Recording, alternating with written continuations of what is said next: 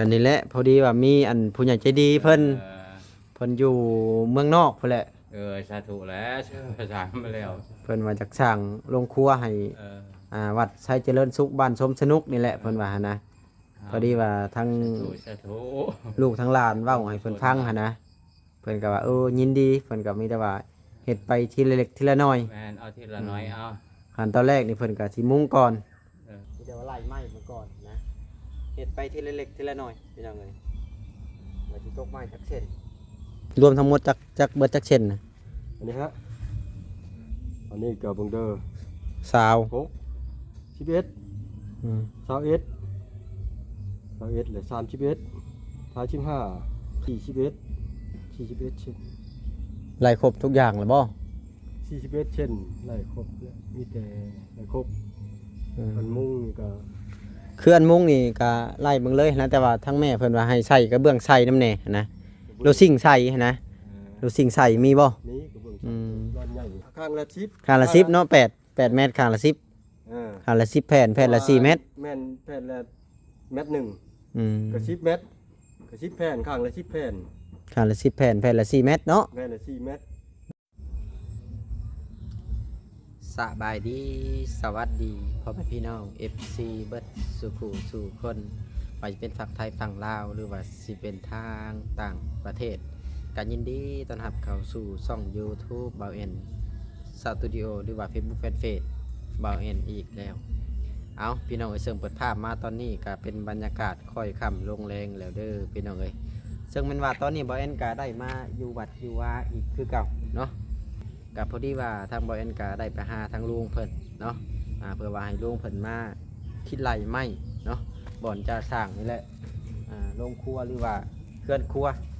เฝ้าอีกอย่างกับบ่อนเก็บเครื่องเก็บของเครื่องใช้เครื่องซอยในวัดนั่นแหละเอาพี่น้องเนาะกับพอดีว่ามีแม่ใจดีเพิ่นอยู่สวิตเซอร์แลนด์อะไรเนาะเพิ่นว่าเพิ่นอยากสร้างให้หลังจากที่เพิ่นสร้างแล้วเพิ่นก็ว่าเพิ่นจะเอาผ้าป่ามาแต่ฝั่งไทยเนาะมาถวายให้วัดนี่แหละเนาะพี่น้องเนาะก็มีแต่ว่าตอนนี้น่ะจะให้ลุงเพิ่นน่ะไล่ไม้ว่าตกจากเส้นหลังจากที่ไล่ไม้เลยก็ไล่ลูซิ่งพร้อมเนาะพี่น้องเนาะก็มีแต่ว่าเพิ่นก็คอยเฮ็ดไปเนาะพี่น้องเนาะมีแต่ว่าคอยเฮ็ดคอยทำเนาะก็มีแต่ว่าหลังจากที่ไล่ไม้อย่างต่างๆบ่เอ็นก็จะเสนอคืนไปหาทั้งแม่เพิ่นว่าไม้เบิดเท่านั้นเท่านี้ลูซิ่งเท่านั้นเท่านี้นั่นแหละเนาะพี่น้องเนาะก็โอเคพี่น้องเพื่อเป็นการศึกษาใช้เวลาก็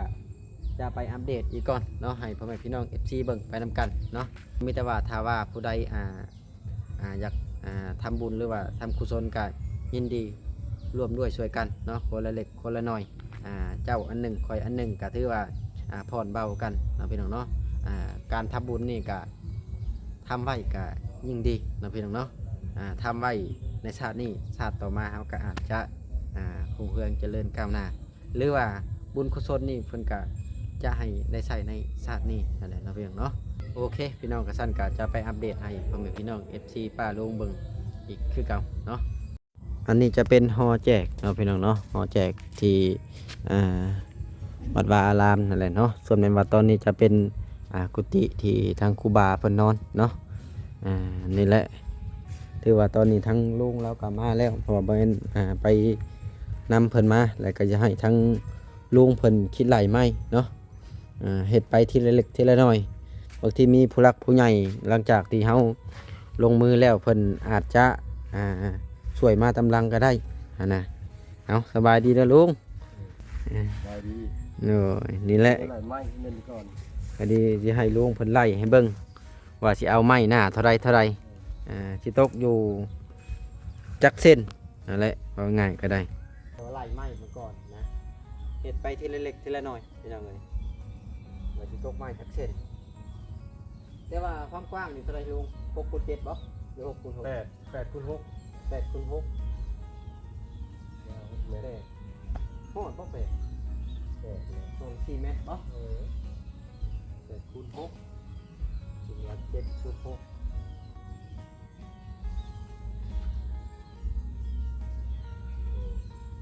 ยาว6 เมตร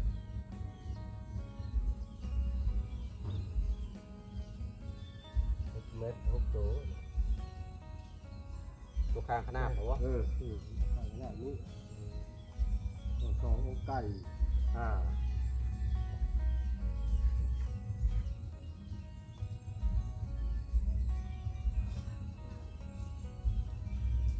อันนี้เอา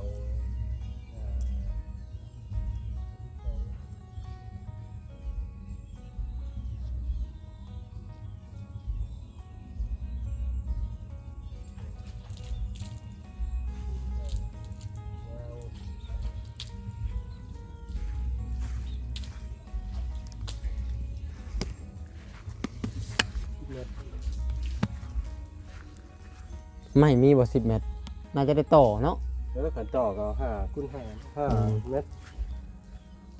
นี่เด้อเขาจะว่าอันนี้ยาว10 เมตรนี่มันตกอยู่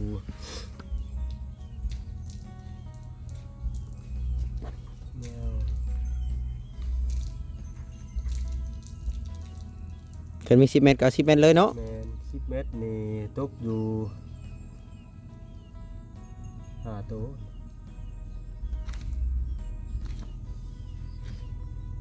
ข่าวบ่นี่นะ บ่ขอสอง ข้อสอง สองอกไก่ อืม บ้านนี้ข้าวนี่ก็กระซิบคือกันข้าวก็ซิบก็ข้างละ ครั้งละ5 ข้างละ5กระซิบโตยาวสำคัญ10 เมตรเดี๋ยวสิมาไล่15 เมตรเดี๋ยวมันไล่เป็นเช้าบ้านนี้เอาหน้า10อันนี้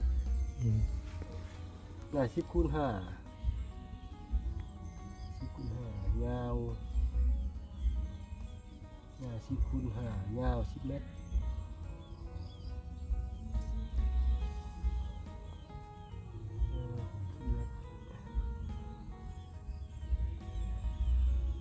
10 ตัว สิยัวบัดนี้เนาะสิยัวนี่จัก10คือกันบ่ ฮะ สิยัวนี่เด้อจ้ะ ทีนี้ว่าฮะอันนี้มึงเด้อ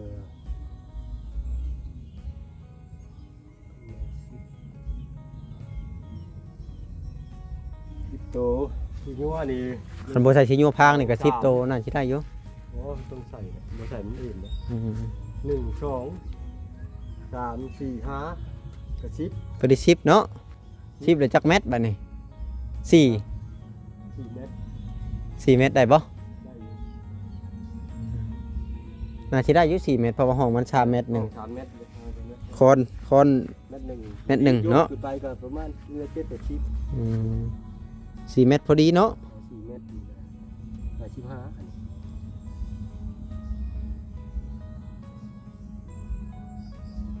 คูณ 5ยาว4 เมตร10 ตัว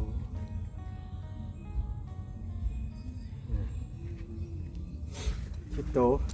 รวมทั้งหมดจักเบิดจักเช่นน่ะ อันนี้ฮะ41 เช่นไล่ครบเนี่ยมีแต่ไล่ครบมันมุ่งนี่ก็ คืออันมุ้งนี่ก็ไล่เบิ่งเลยนะแต่ว่าทั้งแม่เพิ่นว่าให้ใส่กระเบื้องใส่น้ำแน่นะโลซิ่งใส่นะโลซิ่งใส่มีบ่ นี้กระเบื้อง อืม ร้อนใหญ่นี่ บ่เพิ่นสิมุ้งโลซิ่งเด้ ดูชิง โลซิ่งใส่มีบ่น่าสิมีอยู่นะคือเห็นอยู่เด้ นี่ เห็นอยู่เด้ จังหวะ เพราะว่าเพิ่นอยากให้มันสว่างหั้นนะ อืม เพิ่นอยากให้มันแจ้งเพิ่นว่าใส่จัก4มุมหรือว่าใส่มุมใดก็ได้นะใส่จัก4มุมนี่นะเพิ่นว่า โอ้ยคันนั้นเบื้องใช้นะ อ่า มาไล่จะแผ่นหนึ่งอันนี่แผ่นหนึ่งครั้งนั้นก็จบหรือว่าแจ้งหมดเลยเพราะมันบ่ได้อัดเด้นี่ก็บ่ได้ก่ออัดมีแต่ก่อเจ้าจำหนึ่งเพราะว่าสิป้าเดี๋ยวจะเอาตะหนังมาใส่ บ่ได้ก่ออัด พาปูนเบิดนะแอมแต่ว่าชนใดชนหนึ่งพอได้ข้างฝนเลยชนใดชนหนึ่งก็สิก่อขึ้นประมาณ1แล้วก็สิใช้ตะหนังเอา ก็แม่เพิ่นก็วางแผนไว้อยู่ว่าสิใช้ตะนางบ่หรือใช้ไม้ละแนงเพิ่นว่าหั่นนะ อาทิใส่ตะหนัง ตะนางบ่ เดี๋ยวนะเบิ่งก่อนแต่ว่าไม่ละแนงก็ใส่แต่ว่ามันนั่นอยู่ แต่ว่าทั้งแม่เพิ่นว่าย่านมันดอกย่านมันถึกฝนหั่นนะ เอ อื อ ม โดยก็น้อยว่าใช้ตะหนังเอาแต่ว่าด้านหนึ่งนะสิก่อชุดอยู่เพราะว่าย่านผลพระเนี่ยแต่ว่าด้านทั้งหน้าทั้งนี้เนี่ยสิก่อขึ้นโดยแล้วก็ใช้ตะหนังเอาบ่ได้ขังนะขังลงมานี้ ให้มันจำกับเขตที่ว่าเฮาล้อมไว้บ่ให้ยังขึ้นนะฉันจะระวังเฮ็ดกันไดเลยมีบ่อนอัดปิดเปิดก็ว่าบ่นั้นมันบ่ไหวแบ้ไรไกลเพราะว่ามันต้องได้ใช้ตะนางแล้วก็ใส่ประตูระวังประตูขึ้นนี่ อืม ใช้ตะนางเอา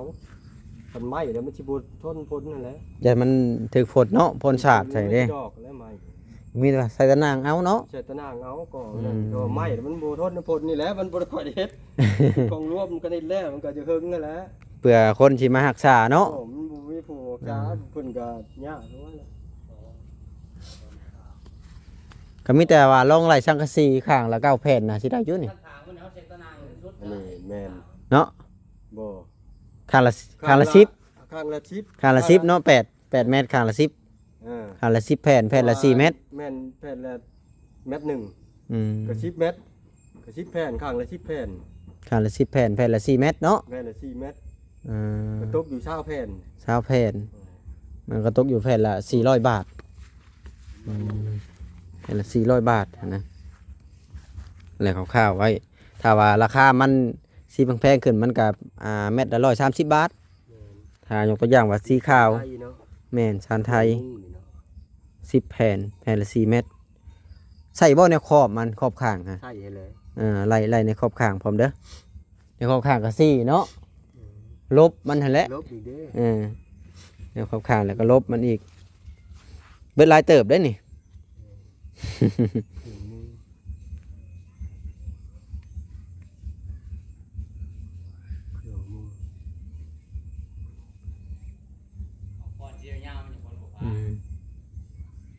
แต่ว่าราคารถซิ่งน่ะฮู้อยู่แล้วแต่ ไทย แม่นแล้วแต่อันเพิ่นว่าสิเอาเม็ดเท่าใดหั้นนะ เออ ถ้าว่าเอาเม็ดละ130 บาทมันก็แพงขึ้นหั้นนะ รอบข้างก็ตกรอบข้างก็ตกอยู่4 4อัน ลบอีก2 อืม เป็น6 ลบยาวเลยบ่หรือว่าเพิ่นบ่เฮ็ดให้บ่ ลบยาวฮะ อืม เฮ็ดคือกันหากมันยาวหลายมันก็ก่อบ่ได้ลบมันต้อง5เมตรแหละ อืม ช่องสั่วเอาคันว่ารอบข้างนี่เฮาก็ยังได้ใส่ช่องสั่วคือกันถ้ามันยาวหลายเนาะ ลบนี่เพิ่นบ่ได้เหยียบให้เป็นร่องบ่ เหยียบมันแหละ อืม แต่ว่ามันเฮ็ดยาวบ่ได้ยาวแห้งน่ะมันแก่ไว้นั่นบ่ได้มันทบเลย มี มี แต่ แต่ได้แต่5เมตรที่ช่องสั่วเอาลบ อืม ลบนี่เนาะลบ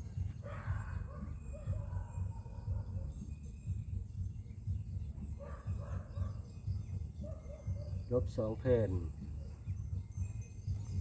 ขอบข้าง4แผ่นแล้วก็เกี่ยวนำหั่นแหละ มอบข้าง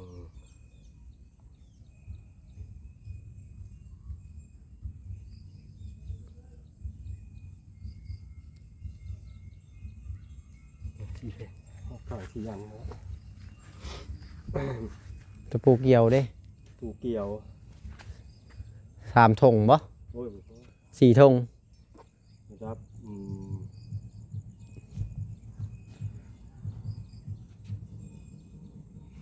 นะครับ7 อืม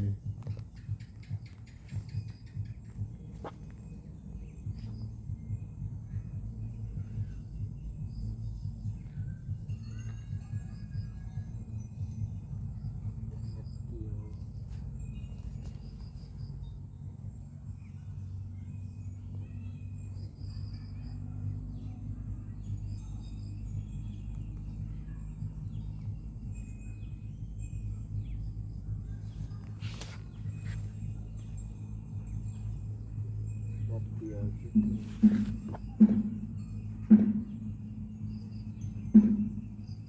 7 ถุงเพราะว่าตัวนี้กับตัวยิงลบเนี่ยมันก็2 ถุงแล้วตัวหมอบข้างกับเต็ม มอบข้างอีกเนาะ เออ แล้วเป็นลมมันนี่เอาไม้บ่หรือว่าเอาอันน่ะ เป็นลมเลยว่าถ้ามันได้ก็เชื้อราไปเลย มันฉลาบ่ เออ อืม คือว่า เอาตัวหน้าบ่หรือตัวบาง โยกได้ก็แท้กันได้ก็ตัวหนาเนี่ยเนาะ มันจังมาตรฐานเนาะ เนี่ยเนาะแล้วว่าเป็นตัวบางก็กระดุ้งนะ ตัวบางมันจะดุ้งเนาะ อยู่แล้วเขาก็ต้องคันว่าชีใส่แท้เลยนี่แล้วตัวหนา เอาตัวหน้าแบบซี่เนาะ แม่น แนวลบหั่นนะแต่ว่ามันก็จะแพงกว่าตัวบางอ่า แป้งกับตัวบางถือว่าตับ1 700 2แผ่น ช่องแผ่น700 700 5 800ตับ1เท่าก็ไล่ แต่ว่าอันนี้ก็ตกประมาณจักแผ่นนี่ 1 2 3 4 5 6 8แผ่น แล้วนี่สองนี่สี่นี่แปดเป็นแปดเป็นเก้าเพราะว่าได้ตัดเตะต่อทุกคน ตัวนี้เนาะมันได้ต่อมันได้แต่4เมตร แปดยังข้างละ2 เมตร อืม มันก็ต้องเป็นเก้าแผ่น 9แผ่น ตัวนี้สี่ตัวนี้สองกันสองเป็นสี่ตัวนี้สอง ถ้าช่องข้างนี่ถึงช่องข้างนี่เนาะมันบ่ถึงแต่ตัวนี้ 4 เมตร อืม แต่ว่าตัวนี้บ่ถึงตัวนี้ มีแต่สิลองเบิ่งทำเบิ่งอาลูซิงใส่นี่แหละ อืม ว่าสิมีบ่อันนะแต่ว่าเห็นเขาอ้อมโกดังเขามีอยู่ได้รถสิงใส่นะ ก็มีก็ได้แหละนี่เอานี่แหละ เอาจาก2แผ่นเนาะ อืม ข้างละแผ่น หรือสิ่งใส่ก็ฮักออกแล้วนี่แหละ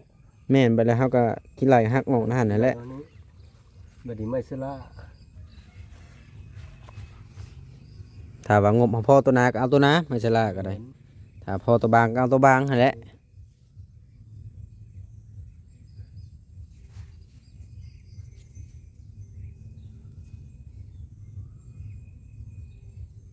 สละ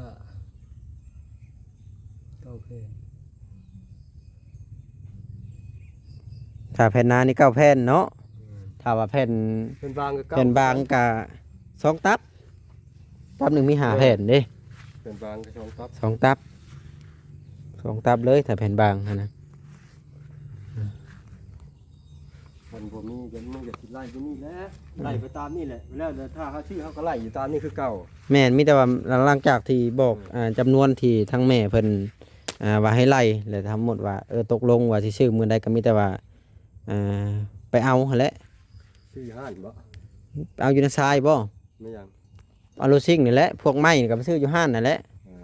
มีแต่ว่าไปเบิ่งนํกัน แม่นไปเบิ่งพุ่นเลยราคามันก็ว่ายังว่าบ่ได้เพราะว่าอยู่ห้านเนี่ยเขาสิขึ้นลงเท่าใดเฮาก็ แม่นแต่ว่ามันก็แพงพอสมควรนั่นแหละ แม่นคันท่านั่นน่ะมันก็ตามนี้คันท่าบ่นั่นก็จะได้ให้ขึ้นนิดนึงมันก็เอาตัวชั้นบ่ได้ตัวยาวก็เอามาเฮ็ดนี่ เอามาต่อเอาเนาะ แม่นข้าวต่อเอาแต่ว่าข้าวเนี่ยต่อ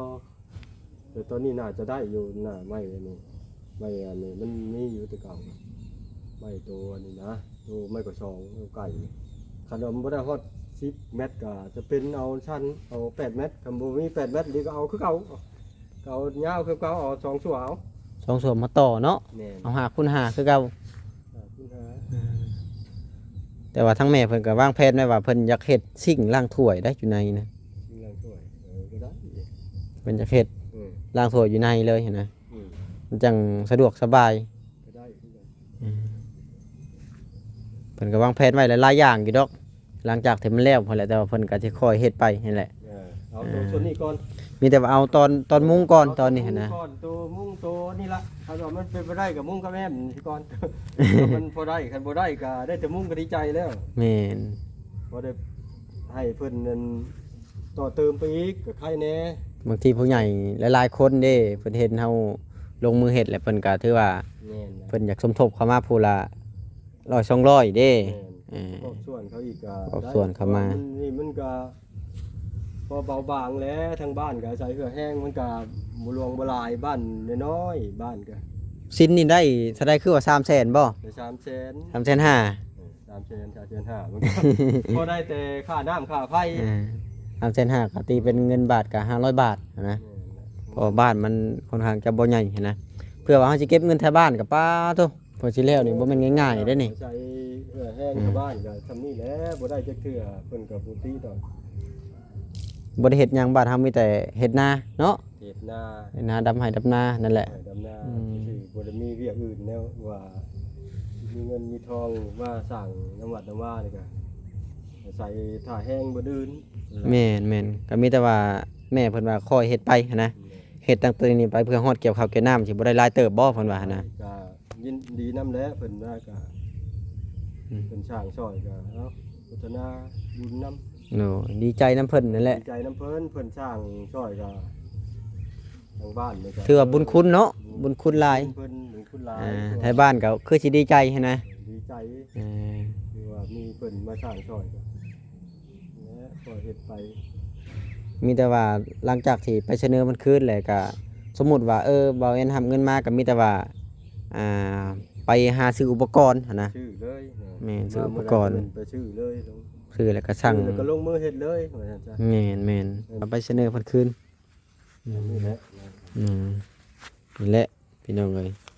รายการ เดี๋ยวบ่แอนสิเอาไปถามเบิ่งไม้หน้า15 6เซน6 เมตรหน้า12 10เซนยาว10 เมตร5โต ไม่น่าชิป ไม่หน้า10 น่า นี่ ชิปช่องเนาะ หน้า12ยาวนี่10 เมตร แม่น 5โต ใช่ ไม่หน้า10ยาว10 เมตร10โตตัวนี้ไม่หน้า15ยาว4 เมตร10โตมุงราคานี่แหละตามนี่แหละพี่น้องเอ้ยก็ถือว่ามีแต่ว่าจะเอาไปห้านเพิ่นเสกราคาเบิ่งว่าห้านใดที่มันถูกเฮาก็จะไปเอาห้านนั้นหั้นนะเฮาก็อยากได้ที่มันราคามันย่อมเยาลงนี่หั้นนะถือว่าโอ้เบิดหลายเติบอยู่ได้นี่ หลังจากที่แล้วแม่เพิ่นก็วางแผนไว้เพิ่นจะเอาผ้าป่ามาถวายหั้นนะเพิ่นจะเอาผ้าป่ามาถวาย เครื่องของของอยู่ของกินในเครื่องครัวนี่อุปกรณ์เพิ่นก็สิเอามาแต่ฝั่งไทยเลยหั้นนะเพิ่นเว้าหั้นนะก็มีแต่ว่าข้อเฮ็ดไปตามงบหั้นนะตัวนั้นก็เป็นงบที่วางแผนไว้แต่ใจแม่เพิ่นก็ว่าจะเฮ็ดให้มันแล้วหั้นแหละถ้าว่าคนช่วยหลายคนก็แฮงแล้วไว้ทางว่าหั่นนะคือเฮ็ดเฮือนอันช่วยคนยากจนนั่นแหละ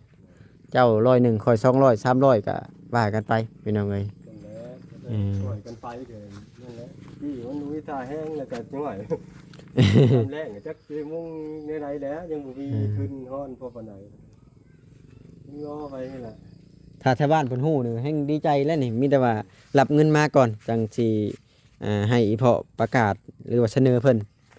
เนาะจังเสนอเพิ่น ให้เพิ่นรับรู้นั่นแหละ ว่าสิสร้างนั่นนี่ก็เพิ่นฮู้นำเพิ่นดี แม่ ใจ น บ่ได้ให้เพิ่นนั่นไปนำ ผู้เฒ่าเพิ่นก็สิลงมานั่งเบิ่งอยู่ดอกเนาะ ลงมานี่รถบ่อนให้กินก็บ่มีนี่บ่อนไว้ถ้วยไว้บ่วงก็บ่มีน่ะยังหยาอยู่เป็นถ้วยบ่วงเพิ่นยังก็ได้กระโตกมือให้บ่อนไว้ เพิ่นเฮ็ดแล้วถ่ายเพิ่นเบิ่งแล้วนะเพิ่นว่าโอ้มันก็คือว่าแล้วมันก็หลายปีแล้วบ่จักนี่ โอ้หลายเลย